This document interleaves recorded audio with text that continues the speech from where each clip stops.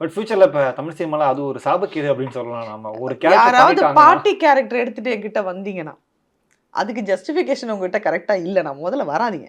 வந்தீங்கன்னா பிரச்சனையாகும், இப்பயே சொல்லிடுறேன். டிஸ்க்ளைமர் இங்கே போட்டாங்க. இனிமே நோ பாட்டி கேரக்டர். அது நடக்கும் இங்க. நிச்சயமா, நிச்சயமா. அதான் தமிழ் சினிமால ஒரு ரோல் ஹிட் ஆயிடுச்சு வேற, அந்த ரோல் வேற. ஹிட் ஆயிடுச்சுனா தொடர்ந்து அத கூப்பிட ஆரம்பிப்பாங்க. ஆமா. சோ அந்த ஆனந்தி கேரக்டர் போல எப்படி ப்ரிப்பேர் பண்ணீங்க உங்கள? ஏன்னா லுக் வைஸ் அவங்க பண்ணிருவாங்க.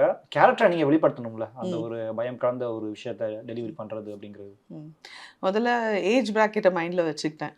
ஸோ அப்போ அந்த பாடி லாங்குவேஜ் எப்படி இருக்கணும் அப்படிங்கிறத வந்து ஃபுல்லாக செட் பண்ணிட்டேன். எப்படி நிற்கணும், உட்காரணும், எந்திரிக்கிறது எல்லாமே ஸ்லோவாக இருக்கும். அது தட் இஸ் தேர். இன்னொன்று, பசுபதி சார் கூட பண்ண போகிறோங்கிற ஒரு பெரிய ஒரு பயம் இருந்தது இனிஷியலி. பயம்னு சொல்ல மாட்டேன், ஐ வாஸ் எக்ஸைட்டட். பயங்கர ஒரு எக்ஸைட்மெண்ட் இருந்தது.